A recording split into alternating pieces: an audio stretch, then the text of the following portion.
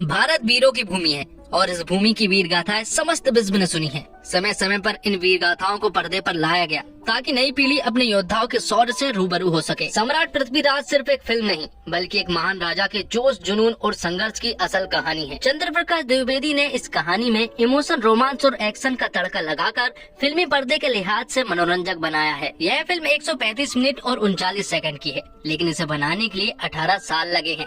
जी हाँ, कुछ समय पहले ही अक्षय कुमार ने इस बात का खुलासा भी किया था। तो आइए जानते हैं सम्राट पृथ्वीराज फिल्म की स्टोरी क्या है। लेकिन उससे पहले हमारे वीडियो को लाइक कीजिए और चैनल को सब्सक्राइब कीजिए ताकि आपको इसी तरह के लेटेस्ट और फ्रेश कंटेंट मिलते रहे। तो फिल्म की शुरुआत होती है अफगानिस्तान के गजनी से, जहाँ पर सम्राट पृथ्वीराज चौहान को मोहम्मद गौरी ने बंदी बनाकर रखा है और आज ही पृथ्वीराज चौहान को सजा भी दी जानी है। मोहम्मद गौरी बार बार सम्राट से कहता है कि वह उसके सामने घुटने टेक दे। अगर सम्राट ऐसा कर देता है तो मोहम्मद गौरी उसे रिहा कर देगा, लेकिन पृथ्वीराज हमेशा की तरह घुटने टेक देने से साफ इनकार कर देता है। इसलिए सजा के तौर पर पृथ्वीराज को शेरों से लड़वाया जाता है, वो भी उस हालत में जब मोहम्मद गौरी ने पृथ्वीराज की दोनों आंखें निकलवा दी थी। सुना है पृथ्वीराज अकल का अमीर और कानों का धनी है और इसी बात का आज उसे जनता के सामने प्रमाण देना था। थोड़ी देर के बाद एक शेर को पृथ्वीराज की तरफ छोड़ा जाता है और पृथ्वीराज को उस शेर की आवाज को महसूस कर कर ही उसे मारना था। जब वो शेर पृथ्वीराज के नजदीक आता है तो पृथ्वीराज उसे बड़े ही आसान तरीके से मार देता है, लेकिन थोड़ी देर के बाद वहाँ पर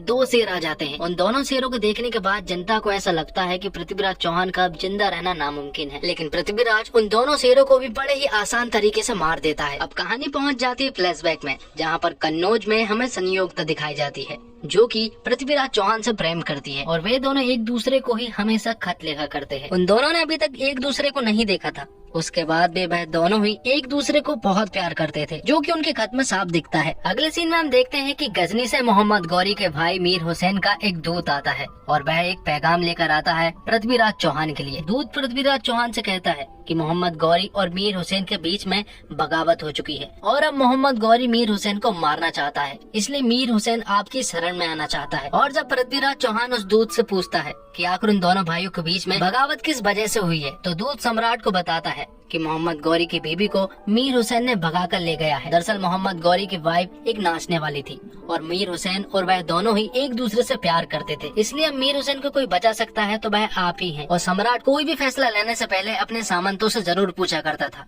और जब वह अपने सामंतों से पूछता है तो काना काका पृथ्वीराज से कहते हैं कि एक नाचने गाने वाले की वजह से वह सुल्तान से क्यों भिड़ना चाहता है, तो सम्राट कहता है कि क्या नाचने गाने वाले की कोई इज्जत नहीं रहती। काका सम्राट से कहता है कि वह भूल गया है कि गजनी का महमूद बहुत ही खतरनाक आदमी है, तो सम्राट कहता है कि नहीं भूला है वो कि किस तरह से गजनी के महमूद ने सोमनाथ के मंदिरों को तोड़ा था और शिव के ज्योतिर्लिंग के टुकड़े को महमूद की मस्जिद के सामने रखा गया था ताकि आने जाने वाले उस ज्योतिर्लिंग के टुकड़े के ऊपर से निकल कर जाए और अपने पैर की धूल साफ करे। तो काका सम्राट से कहते हैं तो फिर मीर हुसैन को वह क्यों शरण देना चाहता है, तो सम्राट कहता है कि युद्ध के भय से वह अपना धर्म नहीं छोड़ सकता। शरण में आए हुए की रक्षा करना हिंदू का धर्म है और अपने रक्त की अंतिम बूंद तक मैं अपने धर्म का पालन करूंगा, इसलिए सारे सामंतों को सम्राट की बात माननी पड़ती है। और अगले ही दिन वह मीर हुसैन को लेने के लिए चले जाते हैं। सम्राट ने मीर हुसैन को शरण तो दे दी थी, लेकिन सभी जानते हैं कि मोहम्मद गौरी अपने भाई से बदला जरूर लेगा। और अगले ही दिन सम्राट के दरबार में मोहम्मद गौरी का एक दूत आता है और वो सम्राट से कहता है कि मीर हुसैन ने मोहम्मद गौरी की बीबी को भगाने का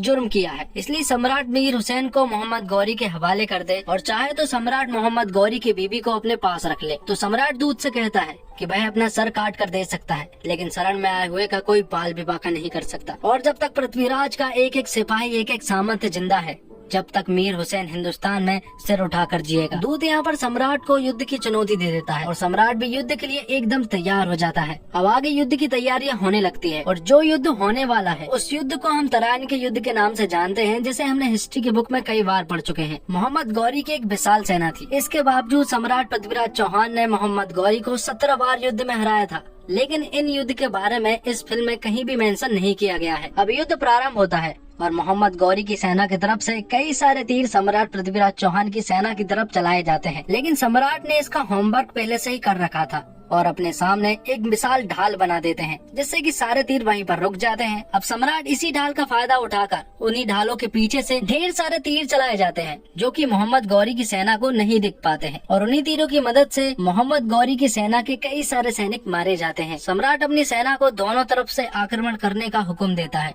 और सेना भी यही करती है, जिसके बाद वह मोहम्मद गौरी की सेना को चारों तरफ से घेर लेते हैं। आखिर में काका मोहम्मद गौरी को उसके हाथी से नीचे गिरा देते हैं और फिर सम्राट और मोहम्मद गौरी के बीच में फाइट होती है। दोनों के बीच में एक दमदार फाइट होती है, लेकिन आखिर में सभी को पता है कि क्या होने वाला है। सम्राट मोहम्मद गौरी को परास्त कर देता है और उसे बंदी बना लेता है, जिसके बाद मोहम्मद गौरी को कैद खाने में कैद कर लिया जाता है और फिर एंट्री होती है सोनू सूद यानी कि चंद्रवर दाई की। चंद्रवर दाई कवि और ज्योतिष दोनों हैं और सम्राट के साय की तरह उनके साथ रहते हैं। यहाँ पर मोहम्मद गौरी चंद्रवर दाई से कहता है कि उसे मौत की सजा दे दी जाए, तो चंद्रवर दाई मोहम्मद गौरी से कहता है कि आप हारे हैं, और अगर पृथ्वीराज चौहान आपको मौत की सजा दे दे तो इसमें पृथ्वीराज चौहान की वजह नहीं होगी, बल्कि उनकी वजह तो तब होगी जब पृथ्वीराज हारे और वही आपको मौत की सजा भी दे। लेकिन ये सारी बातें मोहम्मद गौरी को बाउंसर जाती है, जिस पर चंद्रवर दाई कहता है कि अगली मुलाकात में वह उसे सब कुछ बता देगा। अगले दिन दरबार में सबको ऐसा लग रहा था कि पृथ्वीराज चौहान मोहम्मद गौरी को मौत की सजा सुनाएंगे, इसलिए काका ने अपने आंखों की पट्टियां भी नहीं पहनी थी। काना काका की आंखों की पट्टियों की भी एक अलग कहानी है। दरअसल काना काका पृथ्वीराज के काका और एक महान योद्धा है।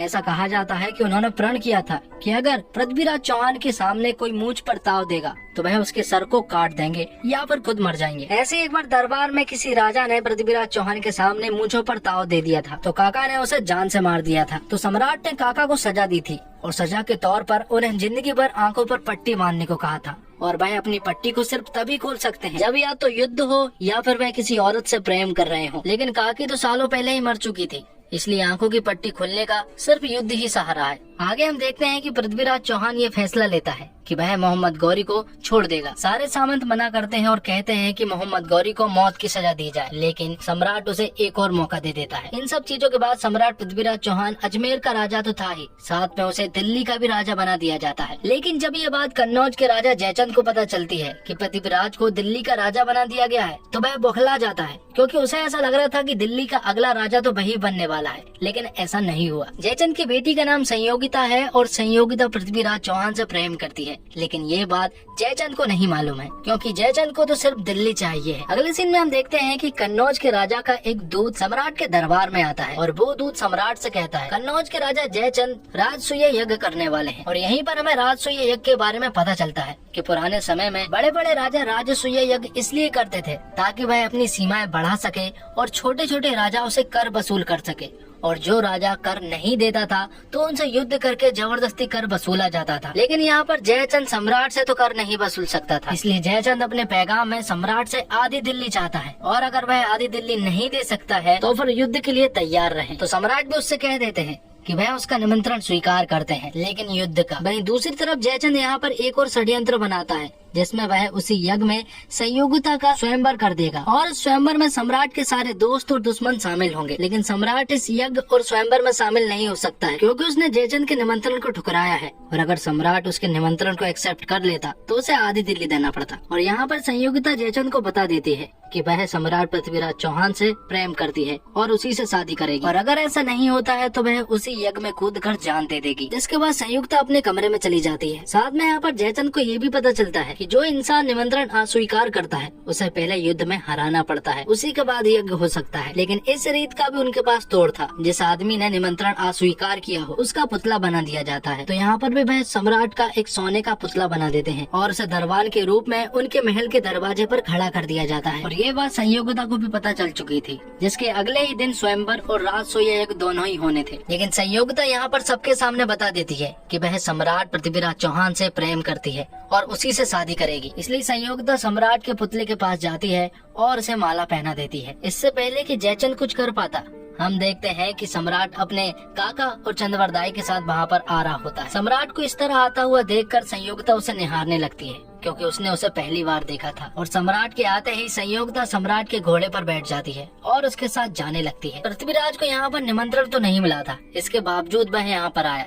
लेकिन वह गलत भी नहीं था, क्योंकि वह अंदर नहीं आया था, उसने बाहर से ही संयोगिता को ले गया था। अब जब सम्राट ने संयोगिता को अपने महल में लेकर आ गया था तो पृथ्वीराज के घर के बुजुर्ग लोग सम्राट से कहते हैं कि उसने ये काम बहुत गलत किया। वे चाहते हैं कि वह संयोगिता को जयचंद के पास सम्मान के साथ वापस छोड़ाए, जिसके बाद हम जयचंद से बात करके बाकायदा उसके घर पर बारात लेकर जाएंगे। लेकिन यहाँ पर संयोगिता उस बूढ़े आदमी को ऐसी ऐसी बातें सुनाती है कि उनका मुंह बंद कर देती है। अगले दिन पूरे रीति रिवाज के साथ संयोगिता और पृथ्वीराज चौहान की शादी कराई जाती है, जिसमें सभी लोग मौजूद होते हैं और सभी खुश भी होते हैं। साथ ही उसे दरबार में ले जाकर बराबरी का दर्जा भी देता है और अपनी प्रजा की औरतों से कहता है कि वह डायरेक्ट ही संयोगिता को अपनी प्रॉब्लम बता सकती हैं। आगे हम देखते हैं कि पृथ्वीराज चौहान और संयोगिता कुल देवी की दर्शन करने के लिए जा रहे होते हैं। जाने से पहले वह काका से मिलता है और उनसे कहता है कि कुल देवी से उनके लिए वह क्या मांगे। तो काका उससे कहता है कि मेरी धरती और मेरे पृथ्वी के लिए मरने का पहला हक उसे हो। दूसरी तरफ हम देखते हैं कि जयचंद अपने सामंतों से कहता है कि वह गौड़पुर पर जाकर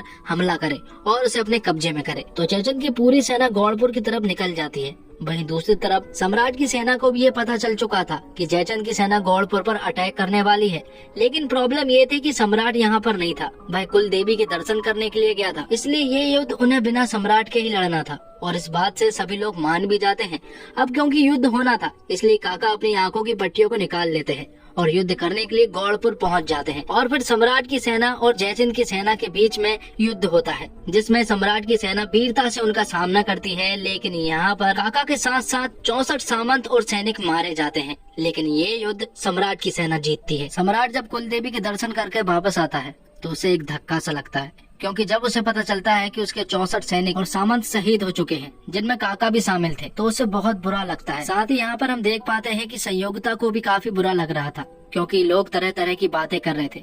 उन्हें ऐसा लग रहा था कि ये सारा युद्ध संयोगिता की वजह से ही हुआ है और ये 64 लोग संयोगिता की वजह से ही मारे गए हैं। आगे हम देखते हैं कि जो सामंत और सैनिक शहीद हुए हैं उन्हीं के लड़के बच्चे सम्राट के पास आते हैं और उनसे कहते हैं कि उनकी जगह वो लेना चाहते हैं ताकि वह अपनी मातृभूमि और सम्राट की रक्षा कर सके। इसलिए सम्राट उन्हें भगवा कलर की पगड़ी पहनाकर अपनी सेना में शामिल कर लेता है। आगे हम देखते हैं कि जयचंद गौड़पुर के युद्ध को भी पूरी तरह से हार चुका था और अब उसके पास कोई भी रास्ता नहीं था। इसलिए वह अपने पास एक सौदागर को बुलाता है और मोहम्मद गौरी से एक सौदा करने के लिए उससे कहता है, जिसके बाद सौदागर मोहम्मद गौरी के पास जाता है और उसे सौदे के बारे में बताता है। सौदागर उससे कहता है कि अगर वह पृथ्वीराज चौहान को जिंदा पकड़कर जयचंद के हवाले करता है तो जयचंद उसे ढेर सारी रकम देगा, क्योंकि दुश्मन का दुश्मन दोस्त होता है। और ये बात सुनने के बाद मोहम्मद गौरी उसकी बात को मान जाता है। अब मोहम्मद गौरी और सम्राट पृथ्वीराज चौहान की सेना के बीच में युद्ध शुरू हो जाता है। लेकिन 10 दिन हो चुके थे और अभी तक कोई भी परिणाम नहीं निकला था। मोहम्मद गौरी के कुछ सैनिक मोहम्मद गौरी से कहते हैं कि ये लोग हमसे हारते क्यों नहीं है, उनकी सेना और हमारी सेना बराबर की है, इसके बावजूद हम उनसे हारते हैं। तो मोहम्मद गौरी उनसे कहता है कि जिस जमीन को हम जमीन कहते हैं उस जमीन को वह मातृभूमि कहते हैं और उस मातृभूमि की रक्षा के लिए वह अपनी जान भी दे सकते हैं। मोहम्मद गौरी बहुत अच्छे से समझ चुका था कि वह पृथ्वीराज चौहान को सामने से तो नहीं हरा सकता था, इसलिए वह उसे छल से हराने की सोचता है। इसलिए मोहम्मद गौरी अपने कई सारे सैनिकों को सम्राट पृथ्वीराज चौहान के लोग जहां पर रुके हुए थे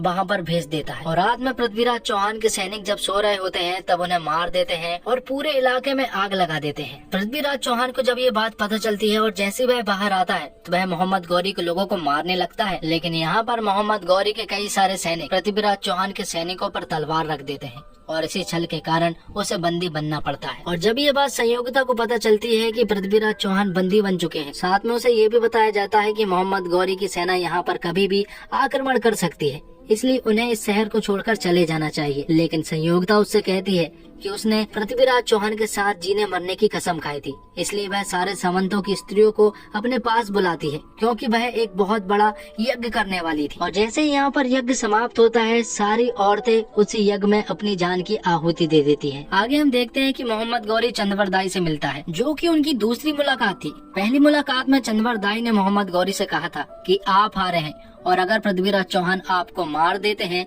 तो इसमें पृथ्वीराज चौहान की वजह नहीं होगी, बल्कि उनकी वजह तो तब होगी जब पृथ्वीराज चौहान हारे और वही आपको मारे। मोहम्मद गौरी चंदवरदाई से कहता है कि अब उसकी शान मिट चुकी है और अब पृथ्वीराज चौहान कुछ भी नहीं कर सकता, क्योंकि अब तो सम्राट के पास दोनों आंखें भी नहीं है। तो चंदवरदाई यहाँ पर मोहम्मद गौरी को एक बहुत ही सुंदर बात कहता है। वह कहता है जुगनियों को गुमान है कि उन्होंने सूरज को कैद कर लिया। जुगनियों को क्या पता कि उनके शहर में सूरज उगा ही कहाँ है। पृथ्वीराज चौहान के चाहने वालों को लगता है कि वह सूरज थे और उनके आगे गौरी समेत सब जुगनू। साथ में चंद्रवरदाई मोहम्मद गौरी से ये भी कहता है कि अभी तक उन्होंने सम्राट का शौर्य देखा कहाँ है, उन्होंने तो अभी तक उसे सिर्फ धोखे से ही हराया है। साथ में चंद्रवरदाई उसे ये भी कहता है कि सुल्तान के वीर सम्राट से चुनौती देकर लड़े और जब वे उससे लड़े तो उससे आहट करके लड़े। शर्त सिर्फ इतनी है कि जब भी उनका सैनिक उनसे लड़े तो आहट करे या फिर आवाज देकर लड़े। और उनके इस कवि चंद्रवरदाई को उस समय अपने स्वामी किसान में खुतबा पढ़ने की इजाजत मिले तो मोहम्मद गौरी इस चैलेंज को एक्सेप्ट कर लेता है। और अगले ही दिन जैसे ही सम्राट पृथ्वीराज चौहान की मैदान में एंट्री होती है तो वहाँ की प्रजा पृथ्वीराज चौहान की जय जयकार करने लगती है, क्योंकि उन्होंने अभी तक ऐसे सूरवीर को कभी भी नहीं देखा था। तो अगले दिन पृथ्वीराज चौहान की चुनौती ये थी कि उसे धनुष के साथ 7 तीर दिए जाएंगे और इस मैदान में 7 सिपाही होंगे और वह आहट भी करेंगे। और अगर पृथ्वीराज चौहान ने उन 7 सिपाही में से किसी एक को भी मार गिराया तो वह खुद तो आजाद होगा, साथ में उसके सारे सिपाही भी आजाद हो जाएंगे। मतलब कि पृथ्वीराज के पास 7 तीर हैं और 7 मौके। लेकिन पृथ्वीराज इस चुनौती को ठुकरा देता है और उससे कहता है कि उसे इतना बड़ा मौका नहीं चाहिए, बल्कि उसे तो सिर्फ एक मौका चाहिए, जिसमें एक मौका होगा, एक तीर होगा और एक ही सिपाही होगा। और वह सिपाही कोई और नहीं बल्कि मोहम्मद गौरी होगा। तो मोहम्मद गौरी भी उसके चैलेंज को एक्सेप्ट कर लेता है और मैदान में उतर जाता है अपने घोड़े और भाले को लेकर। मोहम्मद गौरी को ऐसा लग रहा था कि वह सम्राट को बड़े ही आसानी से मार देगा, क्योंकि उसकी दोनों आंखें नहीं है और वह आहट करके ही सिर्फ मार सकता है। मोहम्मद गौरी से भटकाने की कोशिश करता है और अलग अलग रास्ते से उसकी तरफ भाला लेकर बढ़ता है, लेकिन सम्राट पृथ्वीराज चौहान शब्द भेदी बाढ़ चलाने में निपुण है। और जैसे ही मोहम्मद गौरी सम्राट पृथ्वीराज चौहान के पास आता है, सम्राट उसे एक ही तीर में मौत के घाट उतार देते हैं। मोहम्मद गौरी तो मारा जा चुका था और जैसे ही चंद्रवरदाई सम्राट के पास आता है तो मोहम्मद गौरी के सैनिक सम्राट पृथ्वीराज चौहान और चंद्रवरदाई को ढेर सारे तीरों से छलनी कर देते हैं और यहाँ पर दोनों ही शहीद हो जाते हैं। यह सच है कि पृथ्वीराज चौहान यदि गजनी के मोहम्मद गौरी की जान नहीं बख्शते और गौरी के लिए कन्नौज नरेश जयचंद पलक पावड़े नहीं बिछाता तो शायद भारतीय उपमहाद्वीप का इतिहास कुछ और होता। सम्राट पृथ्वीराज फिल्म न सिर्फ एक राजा की शौर्य गाथा है बल्कि एक इतिहास भी है। फिल्म में इतिहास में हुई घटनाओं के बारे में दिखाया है। इतिहास से प्रेम रखने वाले के लिए यह फिल्म जानकारी का एक स्रोत है। तो दोस्तों, उम्मीद करता हूँ आपको वीडियो पसंद आई होगी। वीडियो पसंद आई हो तो वीडियो को लाइक जरूर करें और चैनल को भी जरूर सब्सक्राइब करें ताकि आपको इसी तरह के लेटेस्ट कंटेंट मिलते रहे। मिलते हैं।